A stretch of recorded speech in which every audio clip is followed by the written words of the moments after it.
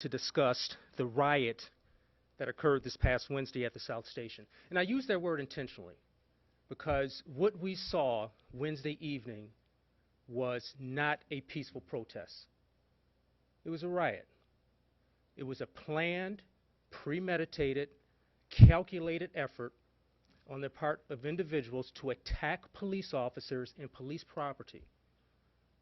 And their motivation appeared to be to elicit a response from police officers, a response that would be recorded, their recording manipulated, and then used to further a false narrative about what happened during that incident and about similar incidents that have been happening not just here, but across the country. And we have a series of videos that we will be sharing. Some of those videos are from fixed mounted exterior cameras outside of South Station. Others are from body-worn cameras from the officers who were on the scene. Personally, I was sickened by what I saw because for me, it was another example of individuals who were using the cover of peaceful protests, hijacking those protests, and using that cover to engage in violent and destructive behaviors. Because of the series of events that were put in place by these rioters, we had innocent lives that were placed in danger. I have an officer he and his family are now subject to threats. I have a young black officer, not yet 3 months on the job, who is subjected to some of the most horrific racial slurs that you would ever want to hear. During a time when I and other police chiefs across this country are being pressured to encourage young men and women of color to become police officers. And this young man who got into police work to make a difference, to be a bridge between him and the minority community, is subject to these racial slurs, some of the worst slurs that you ever want to hear. You'll hear that in the video today. You'll see that. And so, before we show these videos, I just want to give context to what happened that evening.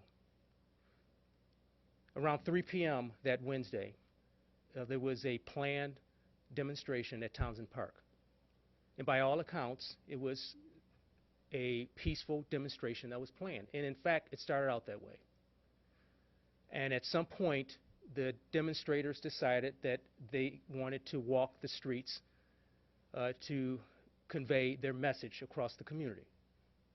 And so we took 18 police officers out of service and dedicated those officers, these sworn, uniformed police officers, to those demonstrators to allow them to walk the streets and peacefully protest and peacefully demonstrate, peacefully convey their message about racial inequality and injustice. And those officers did that. 18 officers who were not available at that point to answer 911 calls, not available to answer and respond to domestics or traffic accidents, or walking or riding around the streets of our neighborhoods, as residents of Albany have told me they want to see more of. It's not a problem for us because we understand the importance of allowing people to exercise their constitutional rights. And we took those officers out of service and dedicated those officers to those individuals who were demonstrating throughout the streets of Albany. And we protected those young men and women who were out there. We protected them from traffic hazards and any other risk that they would have as they were walking the streets during the busiest time of the day. And as they approached the South Station under the escort of these officers, that's when this peaceful protest devolved into a riot. And again, it wasn't everybody involved.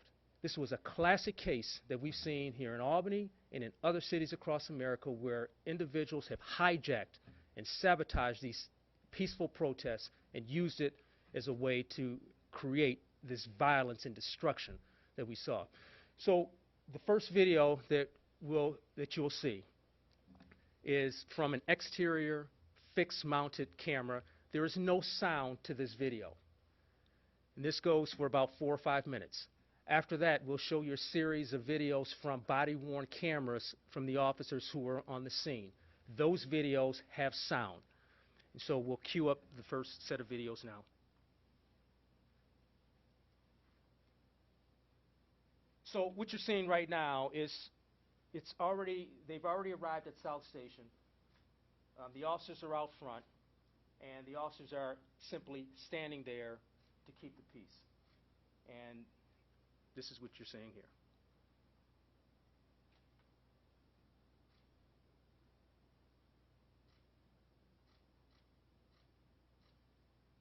And I want to make it clear, too, at any point during this, these officers were not at any point provoking or instigating anything. And in fact, at this point, the commander on the scene has made a decision that perhaps the presence of the officers is instigating the crowd, so he decided to, in order to de-escalate, order the officers back inside of the South Station.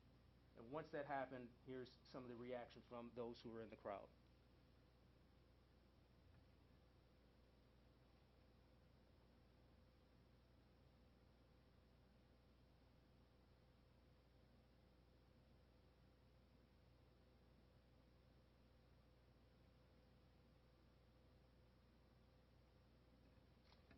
What you're seeing here is the ramp that's leading to the front doors of the South Station, the entranceway.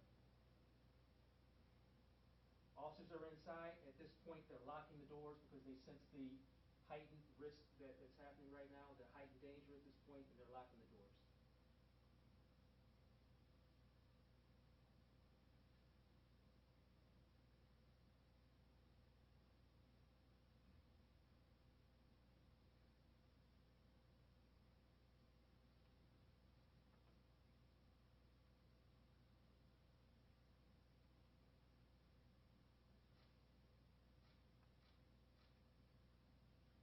As you can see, there's a person here with the backpack and the blue hoodie who's starting his destruction. You'll see more of that person in later footage.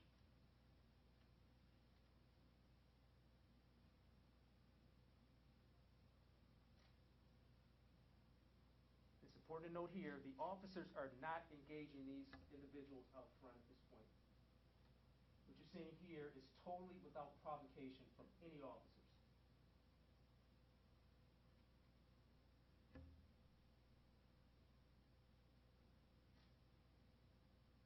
You can see that they're kicking the door, a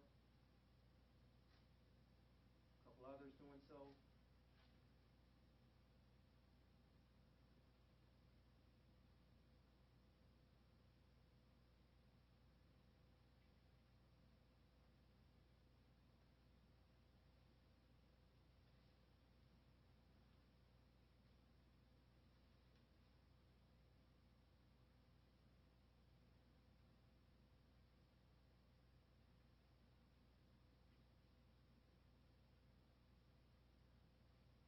We'll see it more clearly when we show the body-worn camera video, but at this point, somewhere in here is when the window to the door of the South Station was broken by one of the protesters.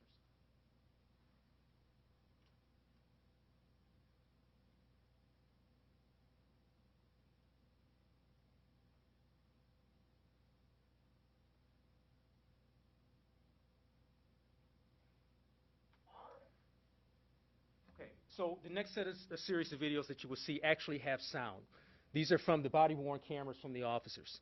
And the first video you will see will depict the demonstrators as they're coming up Arch Street, approaching the South Station. At this point, they had been escorted by the uniformed officers for an hour, hour and a half or so, and now they're walking up and leading and approaching the South Station. What's important to note here when you see this video is there is this narrative out there that as these individuals approached the South Station, that they were provoked and instigated by police officers, that police officers set a series of events in motion that created this riot.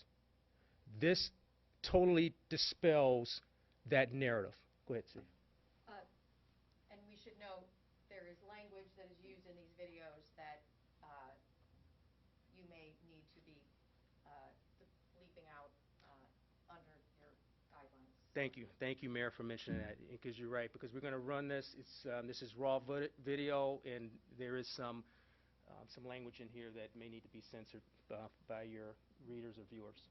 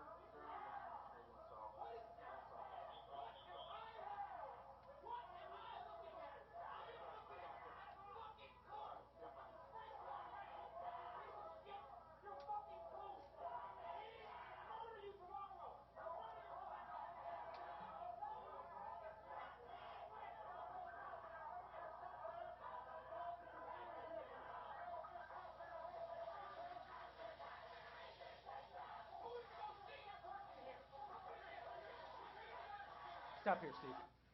What you're seeing periodically, you will see a hand that covers the video. The officer has a body-worn camera that's positioned center chest, but the officer is also wearing a mic that is similar to what I'm wearing right now. That's positioned because of the way that the officer is wearing it somewhere nearby the body-worn camera. You'll hear the officer transmitting. When that officer needs to communicate with dispatch or with other officers, that officer would key the mic. And when he's keying that mic, it temporarily obscures the video from the body-worn camera. Nothing that takes away from the substance of what you're seeing in the video, but I just wanted you to be aware when you periodically see that. It only lasts a couple of seconds when you see it, but that's why you see it.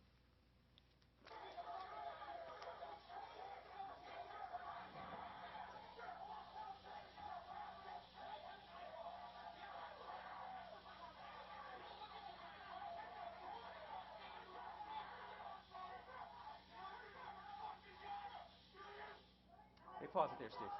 Okay, this is a high-intensity light that's being shined in the light of the officers that are there.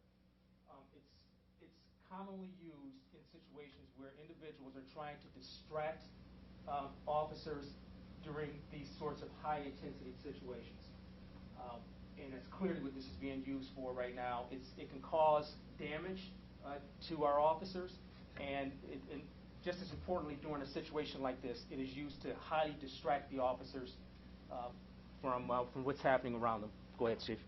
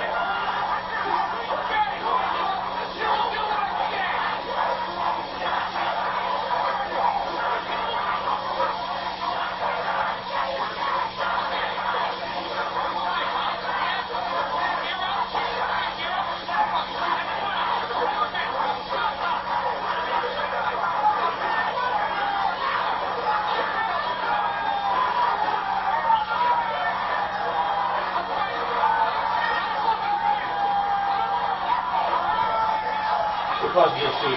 So what you're seeing right now is the commander on the scene has made a decision that perhaps the presence of the officers right now is inciting the crowd. So as a means of de-escalating the behaviors of what is happening at that point, he made a decision to move the officers from outside to the inside. And that's what you saw there. Chief, when you're talking, you just talk in front of the mic. Oh, I'm sorry. Okay.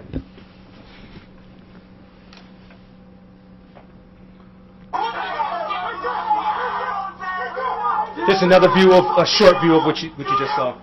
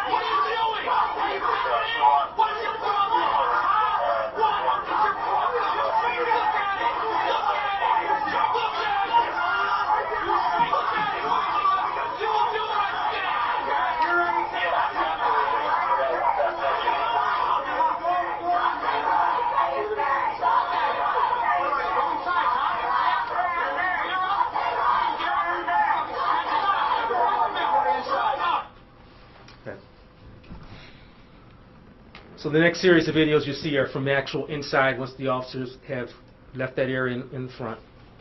And you'll see them making an attempt to chain the doors at this point.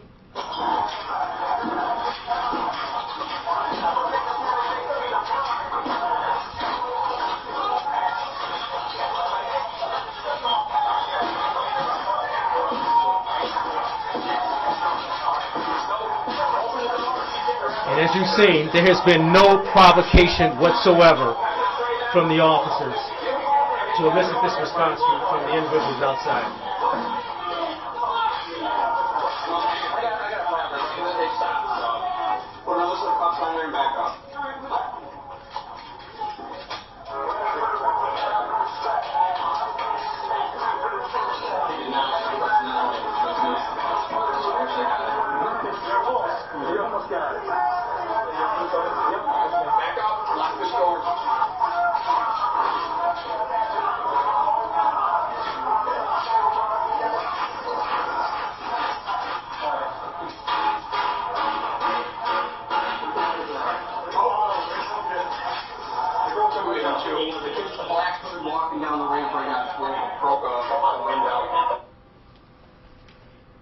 And you just heard him say that the guy with the black hoodie just broke the window. That light is getting painted when I open the window, just so you guys know.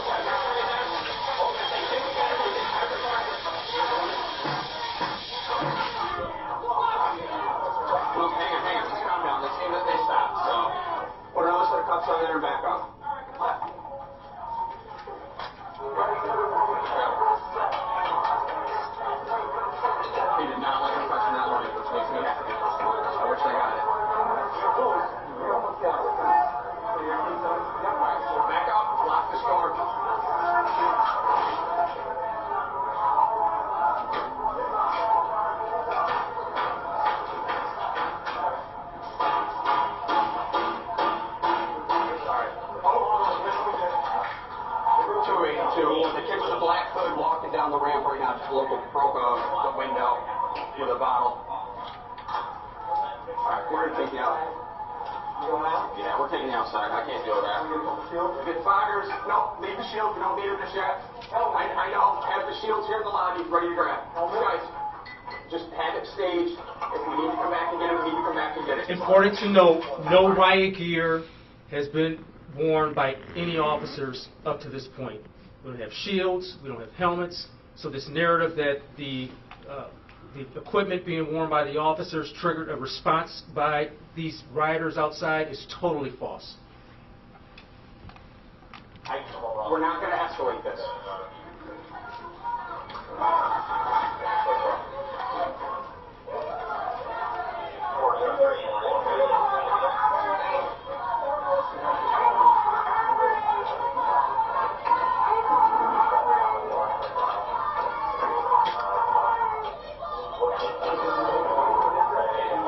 Pause it, Steve. What you're about to see requires some explanation.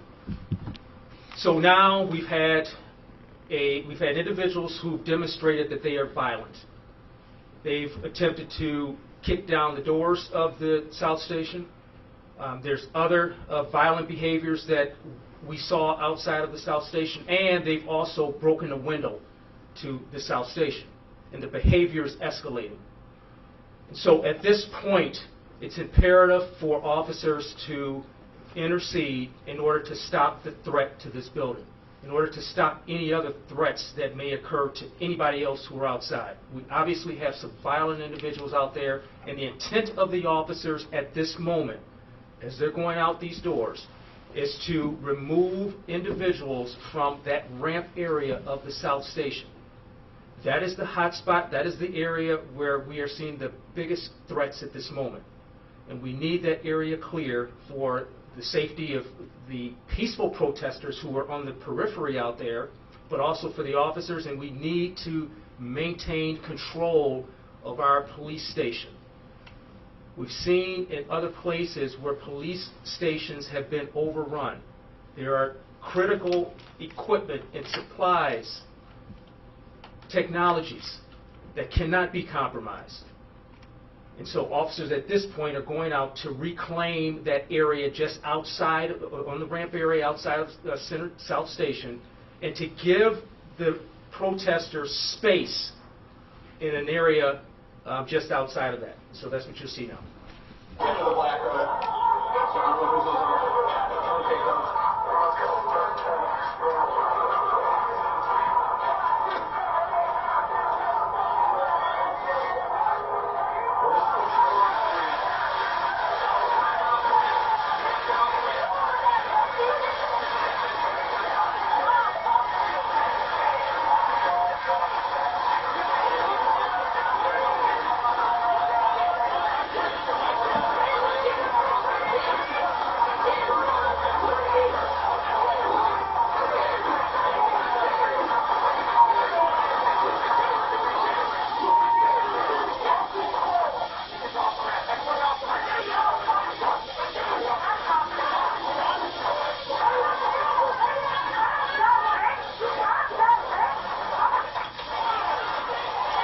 Please stop it there, Steve. This is a critical point also. Okay, this is the point where the officer took the megaphone from the person who was yelling at the officer at that point. Now, I think it's important for context at this point. Now, the station is under siege. Some of those that are there have demonstrated extremely violent behaviors. Officers are trained to address threats at that point. There is an imminent threat to our station, imminent threat to police officers, and in order to minimize those threats, we have to deal with the distractions.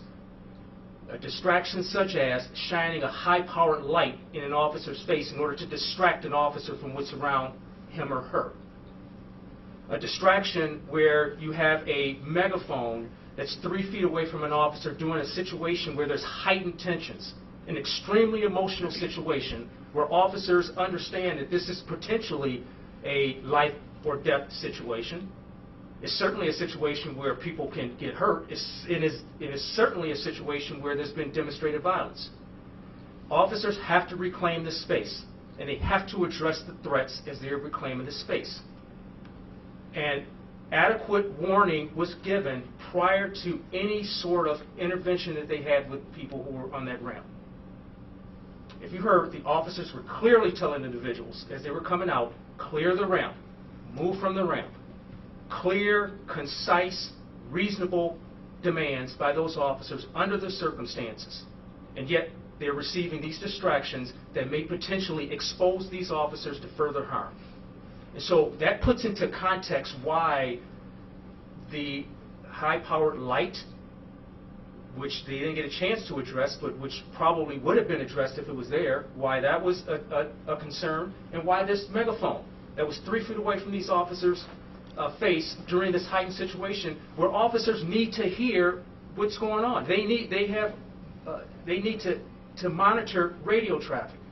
They need to know if there are other threats that are being broadcast at that time, and you've got this distraction that's there. That's why that was addressed at that point. Go ahead, Steve.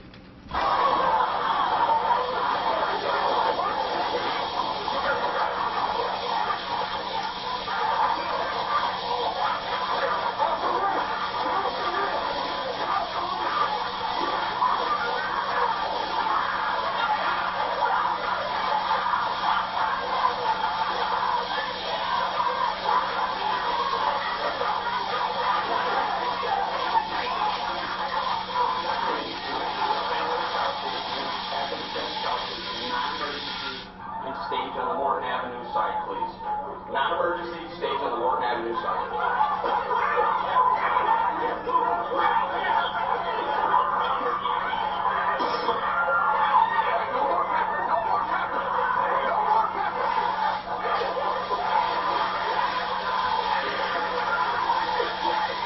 Stop here, Steve, because I think this is an important point also.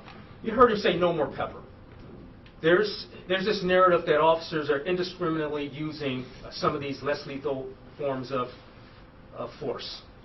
This was a case where a level of force, a less lethal form of force was necessary.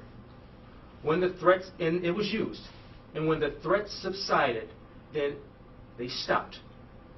And there were clear commands. Once the threat no longer existed, no more pepper.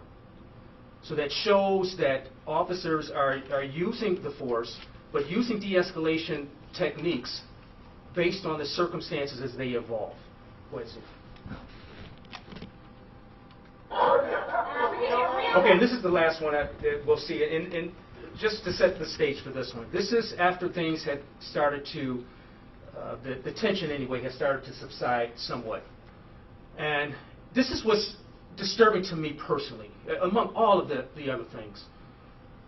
But here, you're going to have these men here who are going to berate a young black officer who is simply there to do a job, who's simply there to help his community, who got into this line of work to build bridges and to be a part of the solution, to be a part of building what has been fractured between police and the minority community. An officer who put himself out there. And this officer has done nothing to these men here. Hasn't antagonized them, hasn't said anything to them. This officer has simply been standing silent. And this is the treatment this officer got. Now, and again, and it wasn't just the one black officer. There were 2 or 3 other black officers who were subjected to this from these people during the scene. Go ahead, Steve. Black lives matter, bro? Huh? Black lives don't matter to this black lives. Black lives matter. Black lives matter. Blue lives matter, right? There ain't no blue light. They got green blue, bitch. Fuck you. There are no blue, nigga. What planet you born on, nigga? Smart planet? You blue? Oh my God. You fucking pick up, baby. What is he? Is he right here?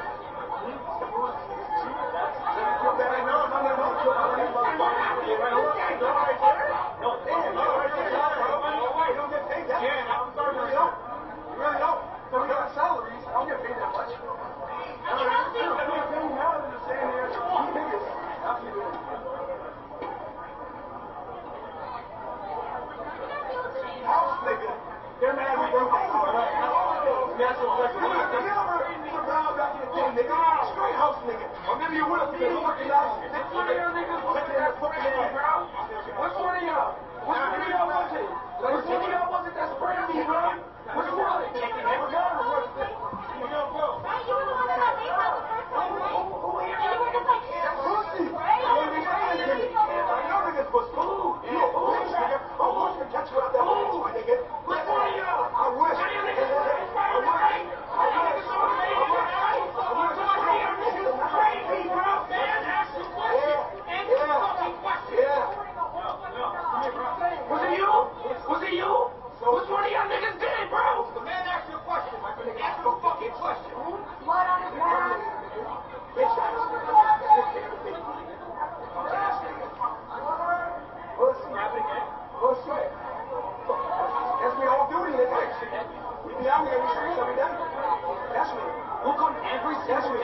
told you yesterday. How this goes is you, 394, nigga, all remember the number.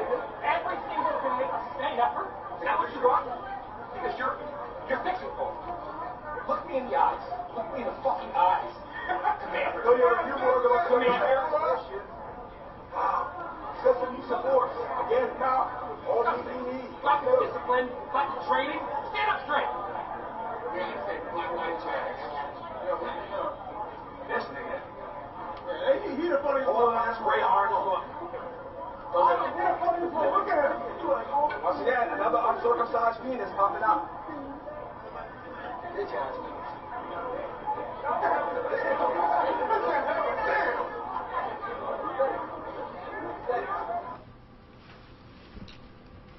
So when we hear this narrative that officers did not use discretion,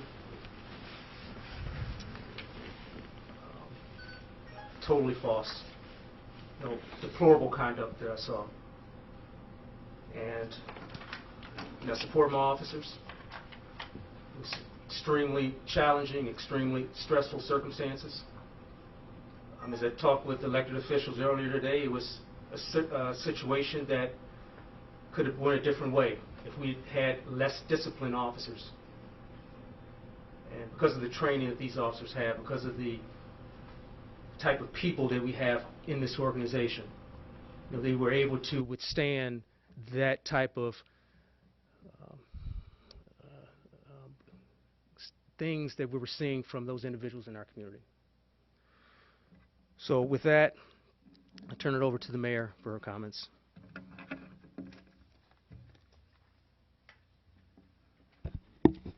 Thank you, Chief. I have to say our officers, particularly our black officers, were subjected to language and slurs that had they been uttered by a coworker, that coworker would have been fired. They sought to de-escalate this situation. They removed themselves from the front of South Station. It was only after the protesters were banging on the doors, trying to get in, breaking a window, all of that done by protesters, not by the police, by protesters, in a scene that was eerily familiar to us and reminded me of what we saw at the Capitol on January 6th. None of that was reported by the media.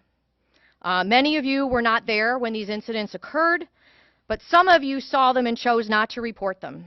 Protesters violently assaulting South Station, using a blinding light to interfere with officers' ability to do their jobs, and screaming provocations, including disgusting racial slurs at black officers.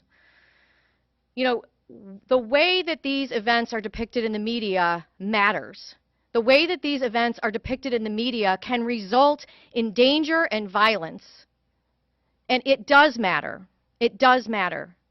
And so I just know that I received my degree in journalism before most of you were born, but I believe that all of us were taught that the principles of truthfulness and accuracy and objectivity and fairness are a part of what we are taught. And it is critically important as we seek to move forward to address the systemic racism that continues to result in black and brown individuals being subjected to danger. And these are serious life and death issues, But it is important that we owe it to our residents to ensure that we are accurately representing that and reporting it to our residents so that we are not furthering and escalating what is an incredibly challenging situation for our officers and for protesters who are angry, and understandably so, for protesters who are tired of protesting, and they say that, right? We understand that. When anything happens in any municipality anywhere in this country, we have come to understand that that rage is going to be brought to our streets. And our officers are trained to use as much restraint as possible. And in fact, to ensure the safety of those protesters, to ensure that they're able to express their anger and their rage in a way that keeps everyone safe, we block streets. We block traffic. My office gets phone calls. People don't like to be inconvenienced. But you know what? That is what democracy looks like. But assaulting a police station crosses a line. And while it's not violence that is physical, the slurs and the tactics that were used on those officers, people, men and women who come to work every day for the city of Albany, as someone who is the mayor of this city, it is really hard to watch and to hear how employees of this city are addressed and are treated. So I want to, again, you know, as I said to those in the media who wanted to know what I thought and had I seen the video, I have now seen the video. I understand why our officers acted the way that they acted. I commend them for the constraint that they showed. I commend them for attempting to de-escalate the situation. And I hope that we do not have to deal with escalation like that again. But this is a department that is trained and that has my complete confidence. Thank you. Questions if you have them. Chief, the idea behind people protesting generally has been that there are problems, and in the most extreme cases, there is an active element of police departments that is looking to oppress people of color. If that were the case, I'm assuming you would agree, as it relates to this department, that their reaction would be more understandable as far as what happened on Wednesday. But I'm assuming you don't believe that's the case as it relates to this department as far as active oppression of communities of color goes. So how important is it to correct the idea that people think that this department is engaged in odious behavior? And Darrell, is step by step, and it starts with things like this, by dispelling the false narratives. And there was a false narrative out there regarding this. You know, there was a narrative out there that the Albany police officers instigated, set the events in motion that resulted in chaos and that violated the rights of people, that oppressed people. That's furthest from what happened, as we can see in this video. And so I think the first step is to dispel these false narratives, but also to make sure that we continue doing things the right way. You know, people want to see constant reinforcement that we're doing things the right way. And that's what I'm committed to. That's what the officers in this department are committed to. That's what this administration is committed to. Is there a militia group in this area? There were a couple of people there with some sort of uniform on. What's that about? I don't know anything about any militia group that was there. So. Will you be able to press charges, or will you be pressing charges? We have been in communication with the district attorney's office, and we will be fully pursuing any opportunities for criminal charges. And from what I saw in this video, there are several opportunities for it. We'll be working very closely with the district attorney's office to identify those. The protesters say, you know, they call for resignation because they see what happens around the country in other incidents. And they say, you know, the officer pulled the megaphone from my hands, he should be fired immediately. What is that fine line between when an officer should step down or should be, you know, suspended versus keep working? Well, for me, the line is clear. If an officer does something inappropriately, or if an officer violates the law, then there should be some repercussions, up to and leading to termination. In this case, it's my personal belief that the officer did neither. As I explained, as we watched this, this was an extremely highly emotional event in which our police department was attacked, police officers were attacked, and there was noncompliance. And in addition to all of that, there were these distractions, these intentional distractions that were introduced by people within that crowd. And our officers are trained under limited, narrow circumstances. If we have a dangerous situation and there are distractions, we are to, as safely as possible, remove those distractions from that situation. In my opinion, that was what was done. What are you expecting this weekend, if anything? Well, there are some demonstrations that are planned, and I'm expecting those demonstrations to be peaceful. We'll have a presence there, just a loose presence, not in the demonstrations themselves. But, you know, we always increase our officer staff for traffic-related reasons. You know, usually it impacts traffic in the area.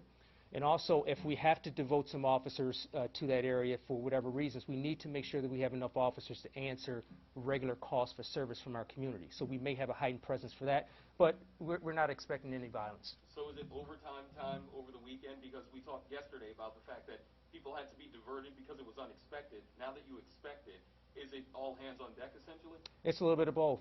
You know, depending on the size and the number of demonstrations that we see, sometimes we have to call in overtime. You know, we support the rights of individuals to peacefully air their constitutional grievances or to peacefully protest. We support that 100%. But we also understand that it's costly, because when it happens, we have to devote additional officers sometimes just to make sure that they can exercise those rights, those peaceful rights, in a safe way. And so we may have extra officers for that. Now, we know the Albany Common Council is taking up a resolution. They're voting back and forth on whether to remove or keep the use of rubber bullets and tear gas in officers' use. What are your thoughts on that? Well, my thoughts are that those sorts of less lethal options are absolutely necessary. They should be used under extremely narrow circumstances. There should be strict training as it pertains to de-escalation, and we saw that with this. This was pepper spray. It wasn't tear gas, but it was pepper spray. It was a less lethal form of force. And when the threat subsided, then the appropriate decision to de-escalate was made. And so as long as that sort of discretion and training is used, then those sorts of options can be used safely to keep our community safe during some of these things.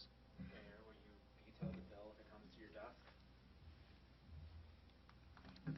So I applaud the Common Council's desire to address the use of non-lethal force, tear gas, rubber bullets.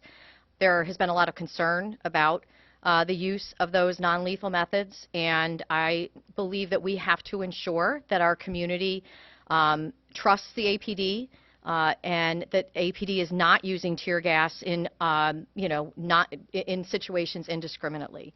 Under my leadership, I have reached out to mayors across the country. I've reached out to the U.S. Conference of Mayors to consult, and we've done a significant amount of research on best practices with respect to the deployment of non-lethal force. Our research has failed to find a single city or state that has adopted a complete ban as contemplated in the legislation that is currently in front of the Common Council. I strongly support legislation that would restrict the control and use of non-lethal force, tear gas, and rubber bullets, restricting its use for only when a riot is declared, as defined by New York State law, or in a hostage or active shooter situation, requiring that the orders to use it come from the police chief or a deputy chief, requiring 2 warnings prior to the deployment, requiring that EMT support be available, and prohibiting its use in residential neighborhoods unless it is absolutely necessary to protect lives. So those are the restrictions that I do support. In the last 32 years, tear gas has been used, to my knowledge, twice. Both were in response to incidents that would fall within the definition of riots under New York State law. We have a police officer who still is not fully recovered from the injuries that he received during the night of May 30th. I understand that some of the people who participated in the policing collaborative want us and called on us to address the use of tear gas, and I believe that amending the legislation, as I've laid out with the carve-outs that were described, is the proper way for us to move forward. I think that that is what is responsible. We have not, and nor has anyone on the council, notwithstanding us asking them, identified another non-lethal force, use of force that that we would be able to deploy in order to prevent, for example, a response to an insurrection like what happened in Washington, D.C. on January 6th. And so I think that we do not want to be in a position where the only viable alternative, if City Hall were to be attacked in that way, is to either do nothing or use lethal force. So I believe that those types of caveats have been adopted in other municipalities and in other jurisdictions. I think it's important to pass legislation because I think it's important for the community to understand that we hear them, that we've listened to them, that we understand their concerns, and that this is a police department that will hold itself accountable to and listen to those concerns from the public. So I do think it's important to pass legislation, but that legislation needs to include common sense amendments that will ensure that we can keep our community safe. And so, you know, I will await and see what the council does, what they end up proposing, before I make a decision about vetoing that legislation. Mayor, what's your position on local law J for subpoena power for the CPRB? Sorry, what? Local law J for subpoena power for the CPRB. It's something that's kind of controversial, where some people believe it would give them too much power, others think it would provide trust for the community. Where do you fall on that? I support subpoena power for the CPRB. Yes, I do. So does that mean that you support Councilmember Kimbrough's amendments to the tear gas? I have not seen those amendments. It's my understanding that his amendments I just haven't seen them physically, but that they lay out certain carve-outs and exceptions that I believe are aligned with what I've just described. Mayor, in regards to your original statement, where you kind of gave us a lashing, don't you think that statements like that are also dangerous? I mean, you just essentially said that we were all trying to hide what happened. When I can only speak for our station. We were there. We covered it. We showed the damage to the police station. But the problem is that when you say statements like that, people hear that and then start thinking that we are lying to them or other media agencies are lying. Don't you think that is a dangerous move?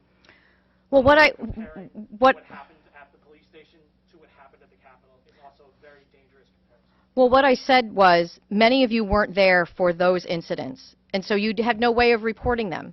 But there were people who were there, and I think it is very important that when you are talking about what occurred, that to the extent that there is a narrative that is coming from social media and from the video cameras and live feeds, not of you and your reporters, but of people who are at these events and at these protests, that doesn't tell the whole story. So when I have a microphone, you know, shoved in my face and a camera asking me to respond to the video, you're talking about a protester's video. You are not talking about the video or video cameras or the video that we are reviewing to assess what happened in that situation.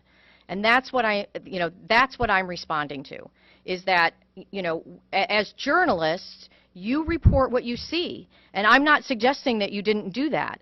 What I'm suggesting is that when we report what other people want us to see in their social media feeds, as if that is the only thing that happened, that is the only perspective, that it presents challenges. And we've seen this across the country with social media and with people you know, being able to and having the ability, not as journalists, you're journalists, but not as journalists, but as, you know, members of the public streaming what they want people to see, which is not, which, as we know, is not the whole story.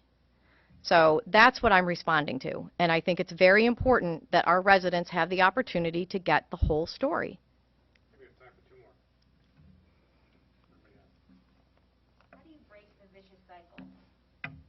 You know, I think we need to provide space, and the chief and I have done this. We've had, you know, you're seeing this, right? You're seeing the protests, and you're seeing our response. What you don't see are the one-on-one conversations that the chief and I have with members of the community. What you don't see are those moments where we are sitting with other elected officials or with members of the public to say, how do we solve this problem, right? You know, the chief talked about what these officers were trained to do.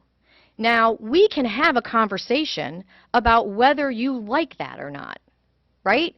You know, if the public, just like what we're talking about now with tear gas legislation, if the public doesn't like what we're doing, we want to have a conversation about that, right? The chief needs to have the opportunity to explain why, and we need to hear from the community and from others about why we might want to do it another way, and that's how we will move forward with change. That's what happened in the collaborative. There are many good ideas that we look forward to implementing that have come out of the collaborative. Things that allowed us to hear each other, to listen to each other. You know, I received emails from people who I don't think I've ever heard have a good thing to say about the police, who wrote to me to say it was a good thing that we had police officers participating in the collaborative. I learned some things from them. They actually got information to me that was important for me to hear, right? That's where the change will come from. And that's what we need to do. We need to create the space to have those conversations and to be serious about change. And I am serious about change. I am serious about the fact that we are where we are because of structural racism, systemic racism, out-and-out racism, the anger that exists in the community. You know, I am not here to suggest that that anger is not righteous, because it is. And we have to find a way to work together. Mayor, what we saw on Wednesday, is it fair to say that with all the effort that everyone here has put in, with the collaborative, with you even before, with the previous chiefs, Sears, Brendan Cox, etc., we still had this happen. So has it really worked? Well, look, I think absolutely it has worked. You know, we are moving forward with change. You know, we are seeing a perspective.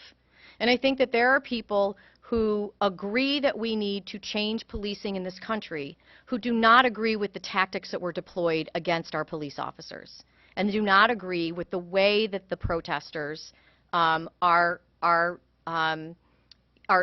seeking to bring about that change, right? But there has always been a place in this country for protests, and there always should be. And in this city, as far as, you know, as much as we can you know, make that happen, there always will be. There always will be. It's when it crosses the line, right, to destruction and putting people in danger that our police department has an obligation to protect us, our property, our residents. So, you know, I am very optimistic that change will come. But I also am not going to suggest that it's just as simple as creating policies, because we have to change a culture, right? We have to change a culture, and we have to give people the tools that they need to be successful. And that's the commitment that I have to every department, every employee in the city of Albany. They have to have the tools that they need to be successful.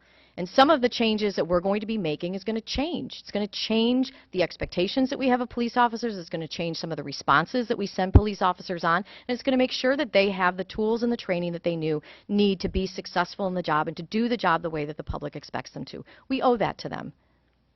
Thank you, everybody. Thanks.